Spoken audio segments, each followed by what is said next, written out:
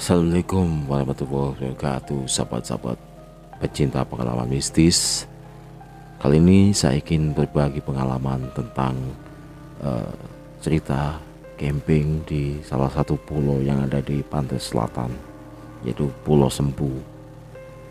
Di mana pulau tersebut ada sebuah pulau kosong yang dipakai untuk sebuah cagar alam. Nah, kejadian ini berawal dari tahun 2013. Ada seorang temen yang eh, mengajak temennya cewek dari negara Filipina. Dia pengen ngajak temennya itu ke Pulau Sempu karena dia tahu di Pulau Sempu itu ada sekorana yang sangat indah kalau dibandingkan dengan pemandangan yang lain yang ada di pantai-pantai selatan Kota Malang atau daerah Malang Selatan.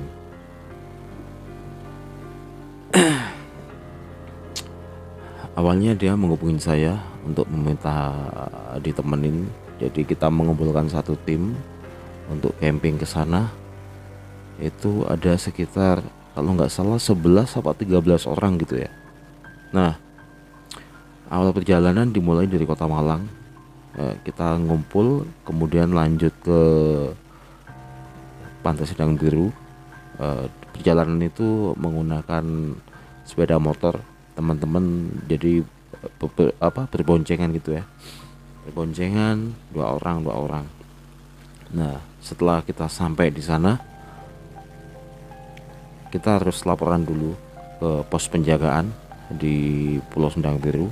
Nah, sampai di sana itu kira-kira sore lah, jam 3 sore gitu ya. Jam 3 sore kita laporan izin gitu ya. Sampai akhirnya kita siap-siap prepare, harus beli sesuatu ini dan itu gitu. Sampai jam setengah 4 sore, jam 4 lah, jam 4 sore kita nyebrang pakai perahu.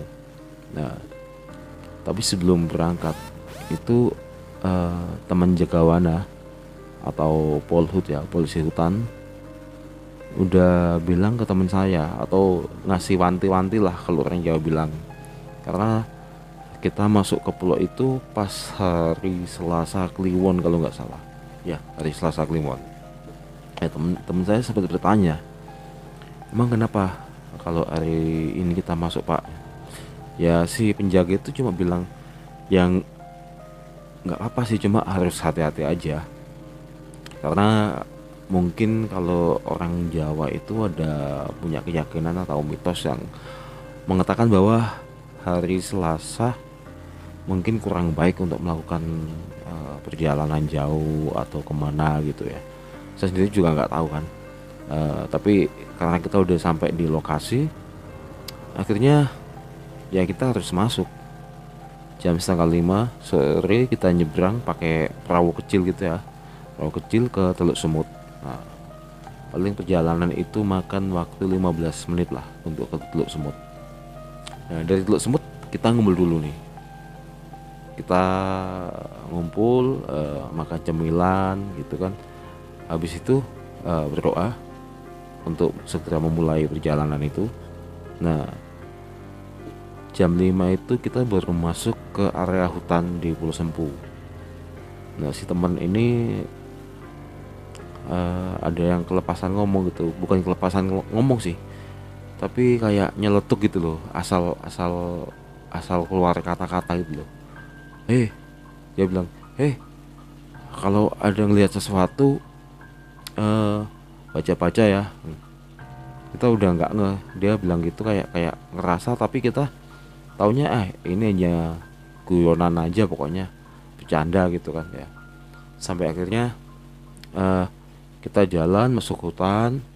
Nah, selepas maghrib itu kita break dulu karena kan maghrib waktunya deket kan sama waktu keberangkatan tadi. Nah, pas habis maghrib kita lanjut lagi itu sekitar jalan 1 jaman lah, jam setengah 7 gitu. Langit udah mulai gelap, udah nggak kelihatan pakai mata biasa, terus kita harus pakai senter, pakai lampu gitu kan, pakai senter, pakai headlamp. Nah, semuanya udah masang headlamp beberapa orang. Nah, jadi perjalanan kita terusin. Oh ya, kita berangkat itu cowoknya itu kalau nggak salah 7, ceweknya 6 apa cowoknya 7, ceweknya 4, ya 11 kalau nggak salah, ya 11 orang. Jadi 2 cewek ini teman kita yang dari Filipina. Nah, cowoknya dari Malang, sebagian lagi juga yang cewek itu dari Malang, teman-teman kita. Nah, waktu udah nyampe di hutan tadi ya, kelanjutannya nyampe di hutan, kita jalan tuh nggak nyampe padahal kalau normal ya, Pulau Sempu dari Teluk Semut ke Sekorana itu paling lama jarak tempuh tuh 3 jam, paling cepet 2 jam lah, tergantung situasi kondisi jalan. Kalau pas lagi hujan gitu ya, becek gitu ya paling 2 jam 3 jam lah. Kalau lagi kering jalanan ya 2 jam. Jadi jalan itu nggak kelihatan sih jalan setapak. Cuma kalau di sana itu kan jarak pohon sama pohonan biasanya lebar-lebar, jadi kelihatan seperti jalan. Nah, tapi kalau ke situ tuh harus hati-hati ke Pulau Sempu karena banyak cabang-cabang jalan. Jadi kalau kita salah jalur gitu, kita bisa pindah ke tempat lain, bukan ke tujuan ke Sekorana.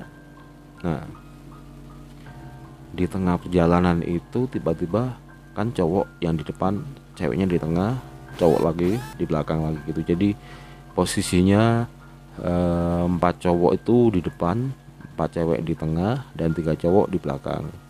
Nah, saya posisi di depan, jadi posisi di depan nomor 2 kalau nggak nomor 3 ya. Nah, setelah melakukan perjalanan sekitar 2 jam, saya mikir kok nggak nemu-nemu ini ya, kok nggak nemu-nemu jalur yang biasa kita pakai buat patokan jalan gitu loh. Kan ada beberapa tempat yang kita udah hafal gitu, itu tempat untuk istirahat gitu kan, kita udah hafal. Nah, sampai akhirnya tuh temen yang cowok, mulai merinding nih. Temen cowok yang depan itu kan dia kan bawa, kalau dibilang bawa samurai lah, buat nebasin alang-alang apa pohon yang kecil-kecil yang nutupin jalur trek ke Sekorana. Nah, dan tiba-tiba dia itu tahu berhenti gitu loh. Berhenti itu bukan berhenti dia bilang break, itu enggak, tak tahu dia nggak mau jalan gitu. Nah, saya kaget tuh, kenapa sih yang depan kok berhenti ya? Saya tanya gitu kan. Dia bilang, kalau bahasa Jawanya gini, sik mandek sik. Dia minta berhenti. Terus saya kasih aba-aba sama temen yang di belakang suruh berhenti dulu. Dan dia bilang, saya tanya, ngapain sih berhenti?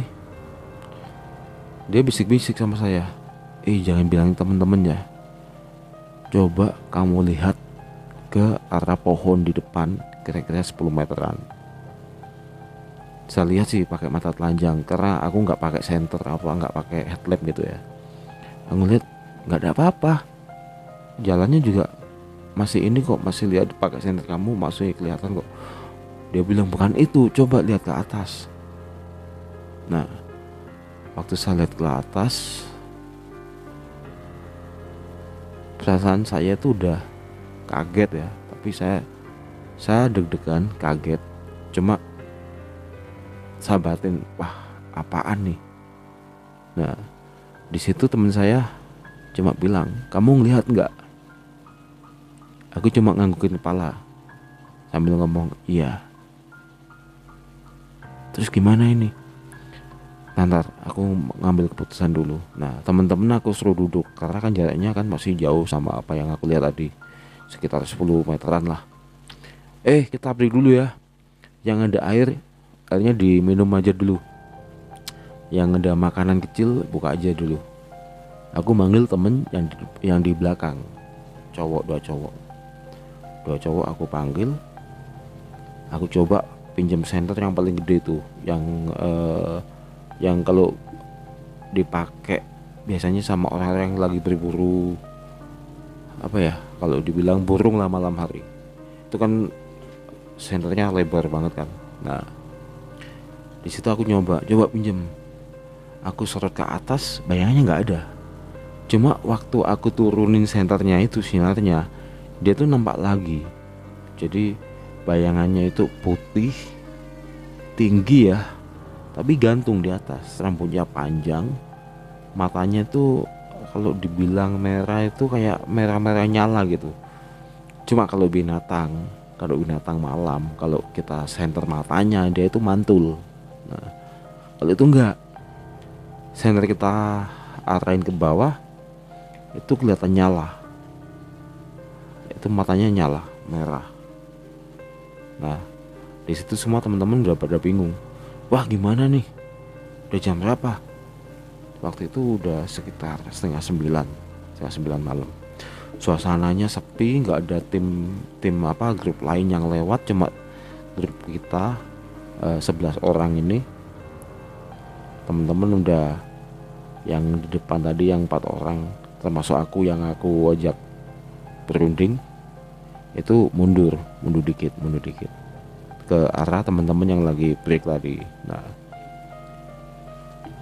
setelah itu aku bikin keputusan, ya udah, aku nyoba pinjem senter yang enggak besar, atau enggak ada ini, enggak ada lampu lampu urgent, lampu darurat gitu. Tahu kan lampu yang ditarik kayak Petromax itu kan, lampu pakai baterai, kalau ditarik ke atas itu nyala ya kan. Nah, yang biasanya dipakai buat tenda-tenda gitu, dipakai di dalam tenda gitu. Nah, aku pinjem itu. Aku jalan sama temanku 1 orang lagi. Coba kita jalan, kita baca doa. Akhirnya jalan. Aku jalan ke depan itu, perasaanku udah gimana ya? Perasaan itu berdebar gitu, jantung udah kayaknya mau copot.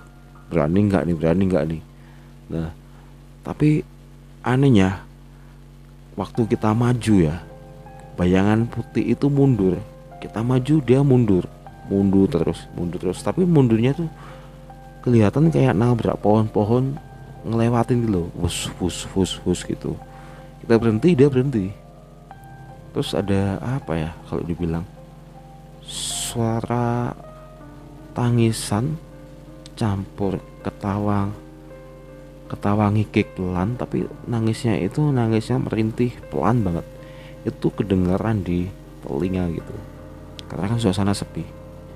Kalau monyet apa hewan gitu kan suaranya kayak gitu kan. Nah, waktu kita udah jalan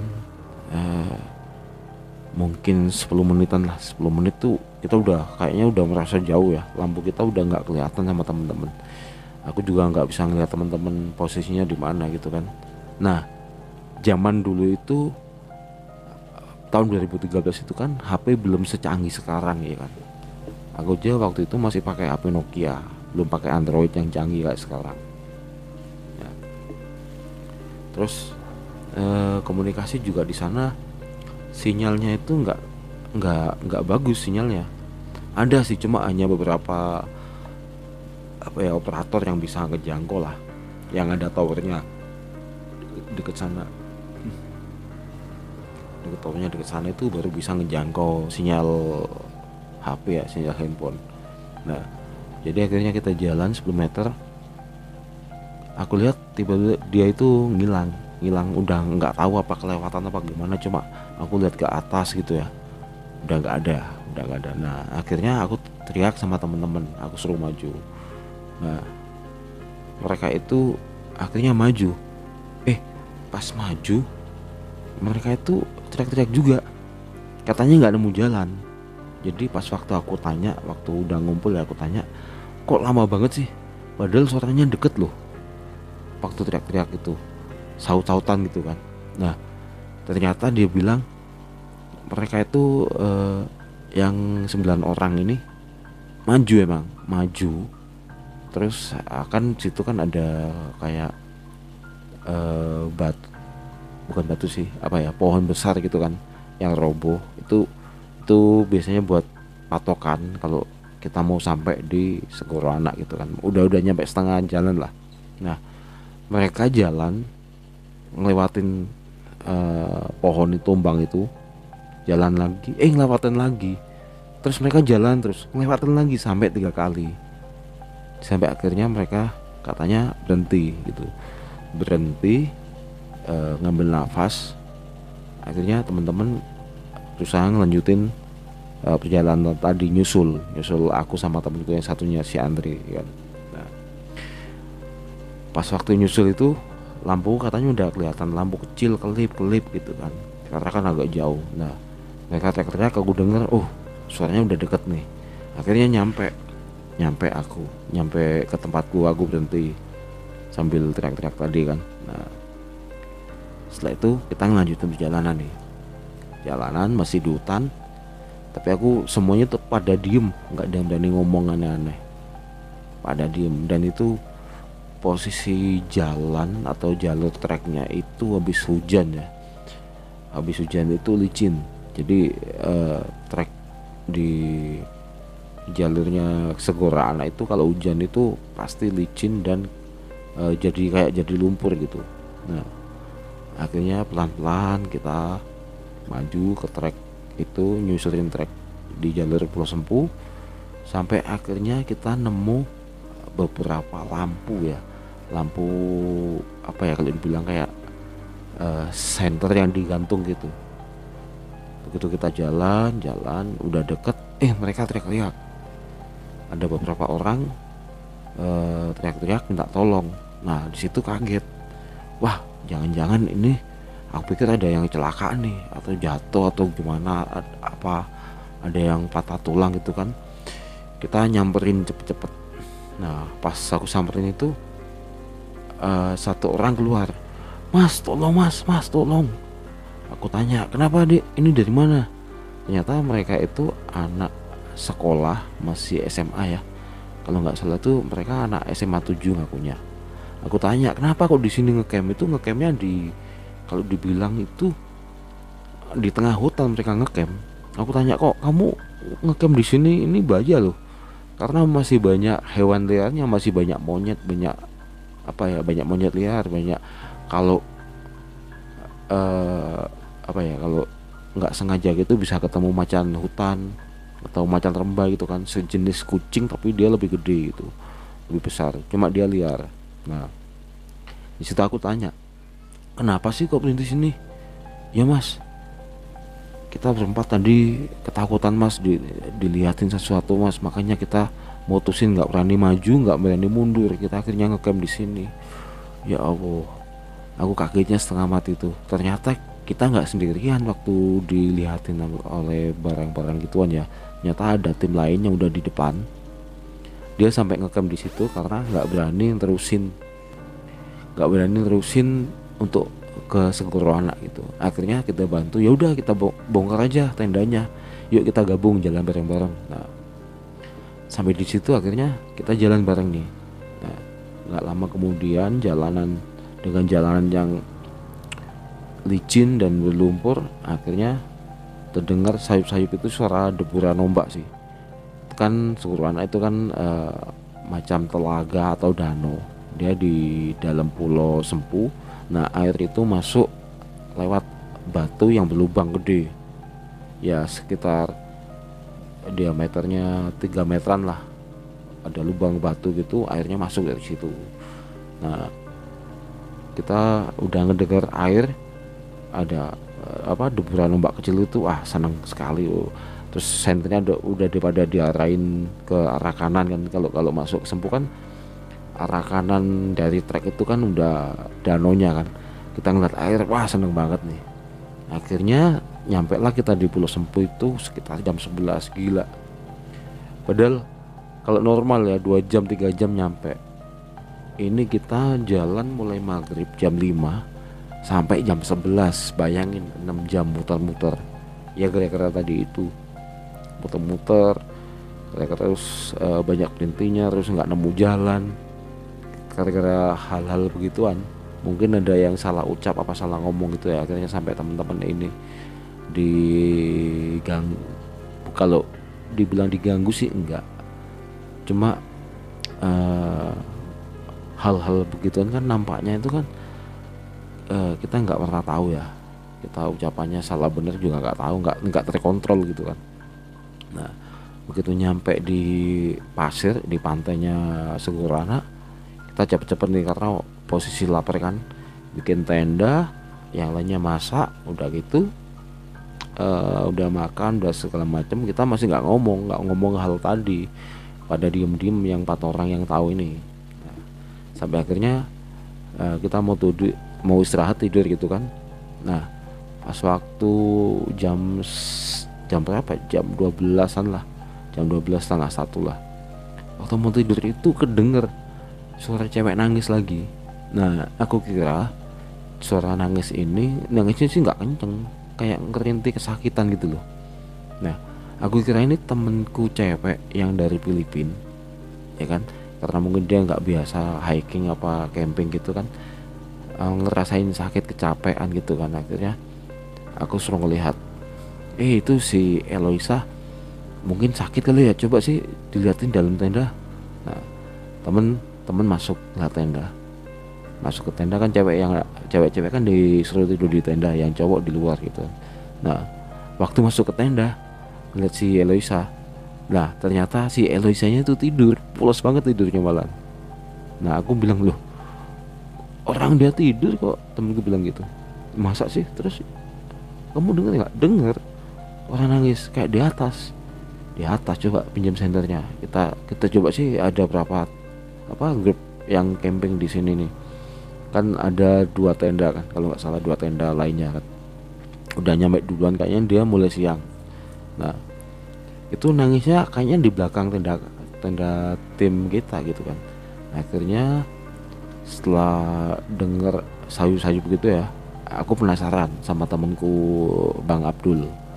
Nah, akhirnya kita samperin tenda di belakang, kita tanyain kira-kira temennya ada yang sakit nggak. Terus ditanyain, bang, mas, temennya ada yang sakit ya? Terus tenda di belakang tuh keluar cowok, temen siapa mas? Ya temen ceweknya ada yang sakit ya? Nggak ada mas, orang kita cowok semua kok, cuma 4 orang. Loh, oh iya mas, kita nggak ngasih tahu kalau ada suara tangisan cewek dari belakang tenda mereka, takutnya mereka takut dengan situasi kayak gimana gitu, akhirnya malah jadi panik kan. Nah kemudian balik lagi ke tenda, masih dengerin lagi kayak gitu, kok penasaran ya gitu. Temenku si Adul akhirnya coba sampernya mana. Dia ngambil sampernya, nyamperin kemana sih suaranya. Dia masuk sama aku nyoba nyari arah suara yang menangis itu tadi. Nah begitu agak jauh, kok lama-lama suaranya makin masuk ke hutan ya, suara tangisan kayak orang menangis gitu, kayak gitu. Nah akhirnya saya dulu ngerasa, wah ini nggak beres nih. Ya udah kita balik tenda. Udah gitu aku lihat cewek-cewek udah pada tidur kan, mbak tenang nih. Nah terus temenku si Avo, Steve namanya ya, saat itu dia kan udah tidur pulas karena mungkin kecapean ya, pakai bantal sleeping bag, terus matrasnya digelar, dia pakai bantal sleeping bag itu nggak digelar, cuma dipakai bantal. Aku lihat dia udah tidurnya tuh ngorok, udah mungkin capek gitu ya, ngorok gitu kan. Tahu-tahu dia tuh kaget, bangunnya terkaget tuh sambil lari, waduh gitu teriak. Akhirnya dia masuk tenda. Aku heran lah, ini Avo kenapa ya, panggilannya Avo, dia namanya Steve, panggilannya Avo.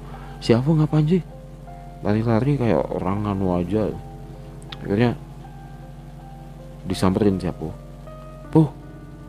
ngapain? Dia sambil ngelihat apa ya, wajahnya ketakutan, kaget gitu ya. Dia bilang, loh emang nggak denger ya? Untungnya apa? Ya ada orang ketawa gitu kok. Loh, ketawa? Orang nggak ada yang ketawa, diem aja. Asli sumpah, ada cewek ketawa. Cewek ketawa, iya kenceng banget di telinga. Di telingaku kenceng banget tadi ketawa. Lah, yang bener, iya bener. Ya aku udah merinding itu, udah merinding sekitar jam setengah tiga. Akhirnya aku mutusin untuk gak tidur malahan, karena kalau tidur takutnya juga takutnya ada yang ketahui juga gitu kan. Akhirnya aku berempat masih melek sampai pagi, sampai jam setengah lima itu udah mulai kelihatan apa, bukan matahari sih, cahaya ufuk timur itu udah merahnya udah merah ini sih. Akhirnya setelah setengah lima kita posisi udah mulai ngantuk, melihat langit udah merah, ya udah akhirnya kita merem-merem gitu ketiduran. Nah, sampai akhirnya jam berapa, jam 6 lah, jam 6 kita kebangun karena ada beberapa tim yang masuk, tim lain gitu ya, masuk ke area seluruh anak.